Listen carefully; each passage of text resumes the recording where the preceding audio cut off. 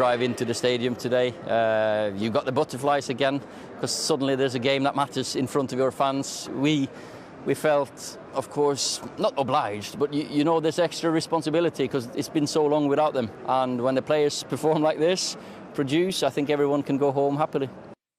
That was great, wasn't it? To watch that attacking, exciting football at the start of the season, to have Manchester United looking like that, because we all want a competitive, thrilling title race. With a full stadium as well. Yes, exactly. Full house, noise against one of your biggest rivals, putting a marker down, all your big names performing, Pogba being outstanding. I was surprised at the performance. I wasn't expecting that kind of performance from United. I was expecting it to be a bit more fighty, a bit more gritty, a bit more ugly. But United just said, right, here you go. This is what we can do when we're on it. It's how many times are they going to be on it? They're big players. And how many times is Pogba going to be on it? Yeah. With the more, we're going to say this a few times. More assists in that game than the whole of last season in the league. It's ridiculous. More assists. We just think about that. More assists for a World Cup winner in one game than the whole of last season. The guy is ridiculously good. That's why people like myself criticise him. Because when you are that good, you should be turning these performances in more regular. Yeah. Not 4 assists every single game. It's nigh impossible. But he's now set the bar, and we keep saying this, he's set the bar because he's that good. That is Paul Pogba's standard now. That's the way you can play, you score goals, you be creative, you get around the pitch, you're super confident. He's got the arrogance, which is amazing, and you've now set the bar. Can you do this more consistently? That's the key, because when you watch Paul Pogba in a France shirt, you go, I've seen that performance loads of times. In a Man U shirt, you go, I don't know, 6 or 7, 8, 10 tops. We can see it, the confidence of the first-time passing when we see the goals as well. You can't criticise Paul Pogba because he's so good at what he does. He's actually assessing everything before the ball gets to him. He knows where he's going to pass it. If you watch these passes and these assists, the movement before he receives the ball, because the players know he's on it, so they know if I make a run, he'll find me. He had 3 options there. He went with that one, great finish, great first touch, everything was good about it. But you know what I mean, Don? When there's a midfield player on it, you get runners, he'll find you. Yeah. He'll find you. And that's the combination, that's the trust Bruno's got with him. Because Bruno looks at Paul Pogba and he says, when that ball goes into Paul Pogba, I'm making a run. Yeah. And if I was Bruno, I would make run after run after run. And there was a little bit, something happened early on in the game when Pogba had a 1v1 chance with the goalkeeper. And he overcomplicated the move, and he went for like a little step over and a left foot finish. That's when he can overcomplicate things. But when he does things, and I'll say loosely simple, it's genius. It looks simple to him, doesn't it? Yeah, the second assist, it's not like me to go early. It's not like me to go early, but it might be the assist of the season. For the Greenwood goal? The Greenwood goal. Oh, it's incredible It's assist, because there's so many things that can go wrong. Look at the technique. Takes on the back foot, brilliant. If this is a yard short, Aylan gets it. Couple of yards too heavy. Not Aylan, the striker, I think it is, gets it. If it's too heavy, the goalkeeper, Melier, comes out and gets it. The weight of this pass... You know, we've seen De Bruyne do that from the touchline, thread it through that narrow angle to the back post. That's sort of what he's done in a more vertical sense, hasn't he? Yeah, it's just... It's the weight. It's just everything perfect. It's the one thing I'll stand by. It's the one thing, a weight of pass. We've got so many analysts now and coaches and guys that can work on your technique, and we look at all the numbers. Can ever teach anyone is the weight of pass. It's in you. It's muscle memory. You've either got it or you haven't you? Yeah, you can get it. It's muscle memory. It's repetition. It's being creative. That's what Pogba's got. You know, the hardest thing about that goal was for Greenwood to have a defender there and to keep the ball perfectly on his left foot all the time. So you've got your body in between the ball and the man.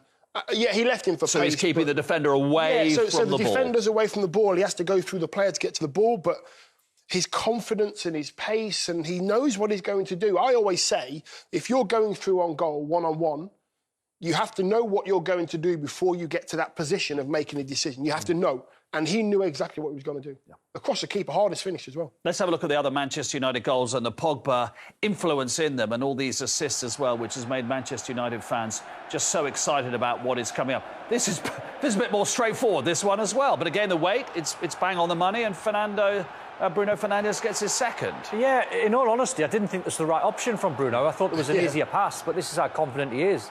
You know, he gets in the 18-yard box, I think he should square that to Greenwood for a tap-in. Yeah. But the guy's confident. He takes risks.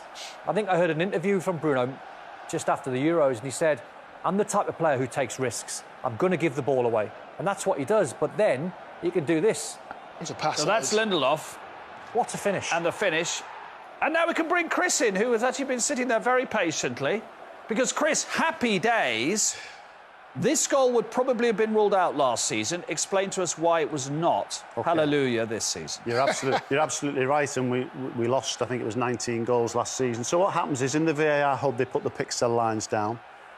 They then put the broadcast lines on top. And if the lines overlap now, the benefit of the doubt goes. And the broadcast lines are a bit thicker. They are thicker, a little bit thicker. A little bit thicker. And if they overlap, the benefit of the doubt now goes with the attacking team, which, if you're a striker, Dion, you're happy. Absolutely. Not that I made many runs, but yes. So are we basically saying this should, not all the time, but by and large, negate the offside because of Bamford's arm at Crystal Palace last season, or his shoulder, or his armpit, or whatever? We'll have a few of those, but we'll have many, many fewer of those. Yeah, and it falls in line with UEFA and major European competitions as well. So it's a real positive this season. It's amazing.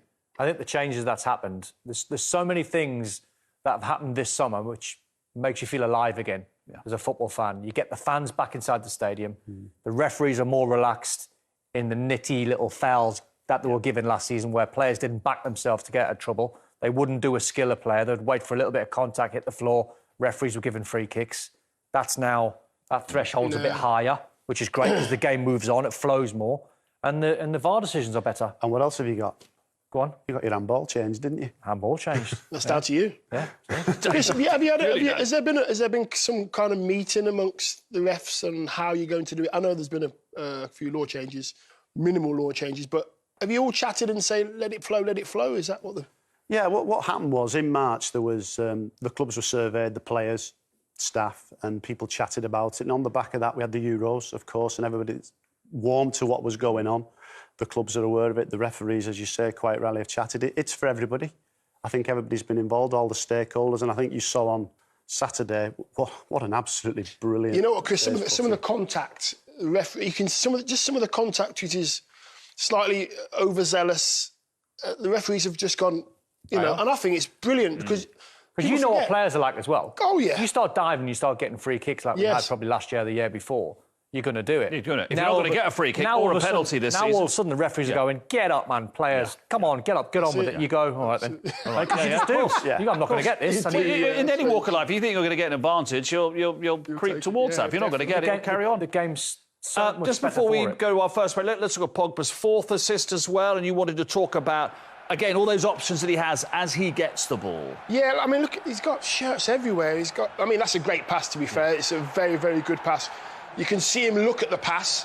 When he gets into the area, he has a little check, just bangs it in front of Fred there on his left foot. Just rolls it into an area? Yeah, I think he actually passes that to Fred. Yeah. I think he actually finds his teammate. And when you have a player like Pogba, Don's already mentioned it, who's on song, and he's playing how we know he can play, he is going to find a teammate. And therefore, your teammates will make a run. And he's made... Hutch, the cameraman's camera's going to start wobbling. Yeah. Are they proper title contenders? Yeah, don't go like that. Don't shake it. It's definitely an up and down. No, get it up and down. Come on, Hutch, get it up and down. Come on. Yes. Are they proper title contenders? Absolutely. 100%. Yeah. Because the signing of Varane is a statement signing. He needs to work on his good looks, by the way, doesn't he? Yeah, exactly. How cool was he? Don't know what he does for a lack of confidence. No. He's an absolute $1 million. So what they've got going on, they're good strategy all of a sudden. You can see where they're going. Sancho played a small part. He's going to rip the Premier League up this season. What they've got already in Pogba and Bruno and Greenwood and Cavani, and the list goes on and on and on. 100% they're contenders. One quick question, though.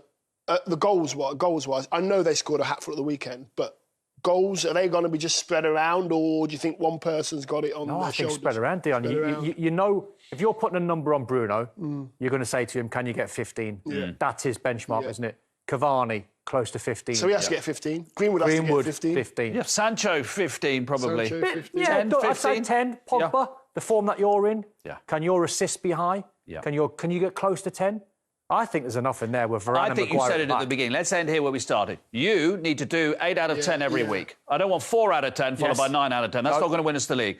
You need to do that. 8 out of 10, 7, 8 out of 10 every week. And put it on him as well. Yeah, go on. Put it on. Put the responsibility on him because he's good enough. Yeah. We always talk about the importance of a strong start, but Michael, that was a statement start from Manchester United today. Yeah, I mean, the result was brilliant, of course. 5-1. They beat Leeds 6-2 last season, so they're well used to winning.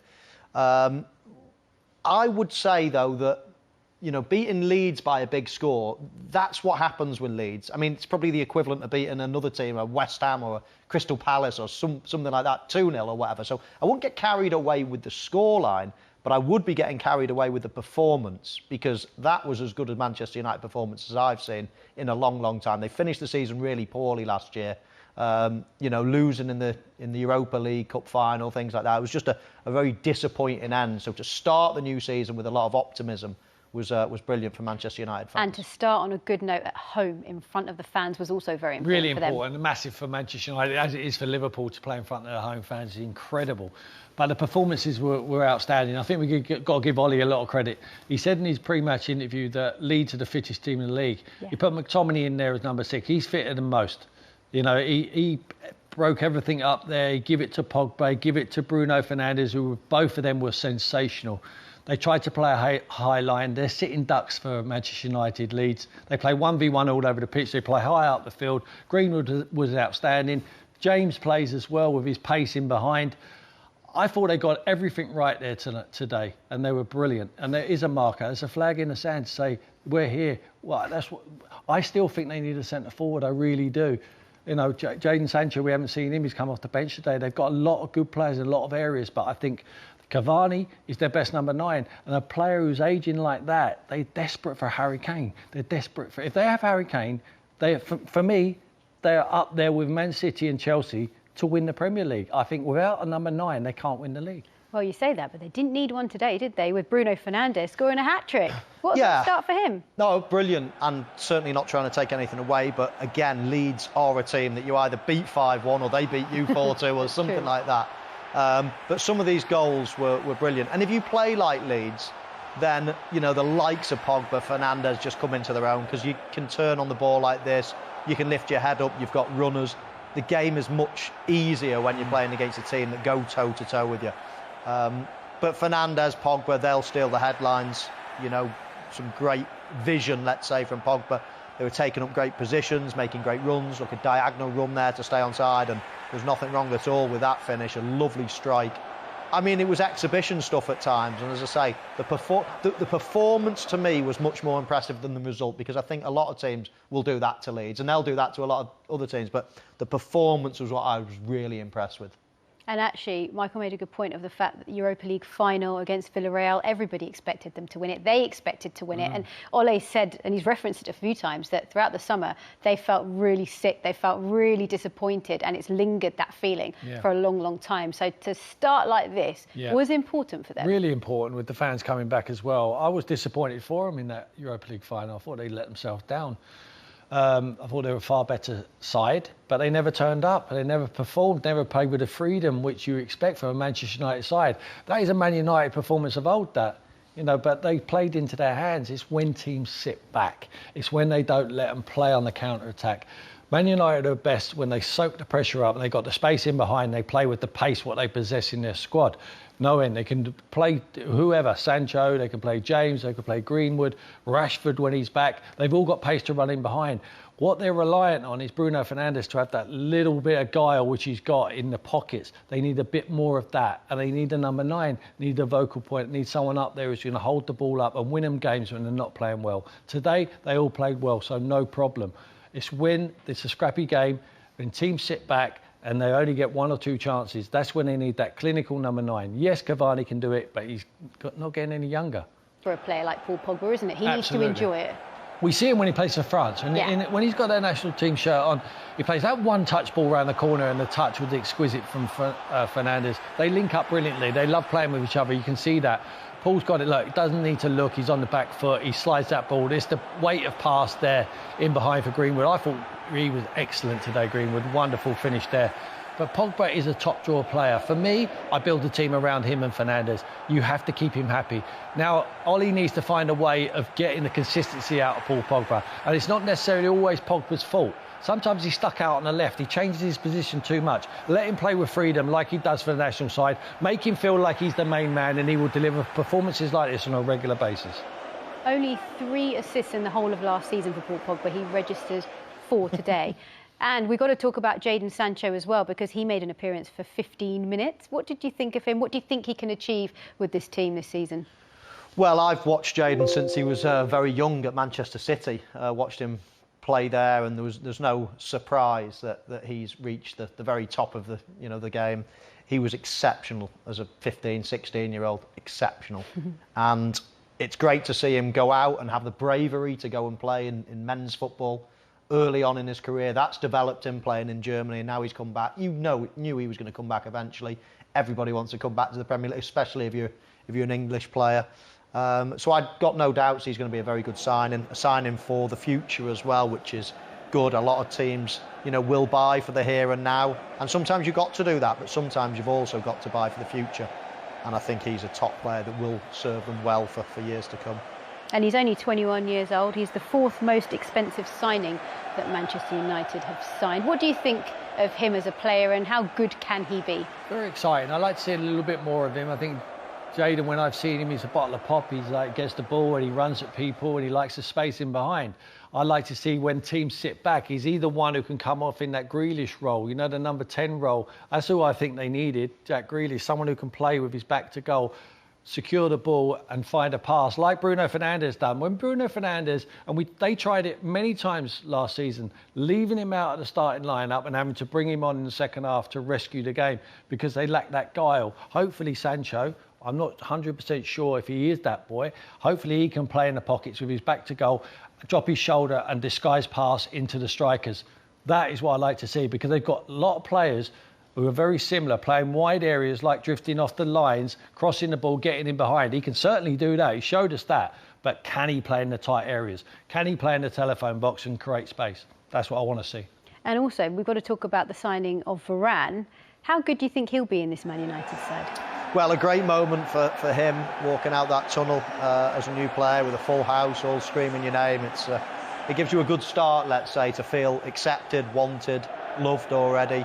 I think Manchester United have needed another centre-half alongside Maguire that's got pace. I think it'll bring out more in Maguire. Make them a braver team, bring them forward another 10 yards. Brings tons of experience to this side, doesn't he? He does, yeah, he does. I just think it could be, if he settles in and does well, it could be a brilliant signing.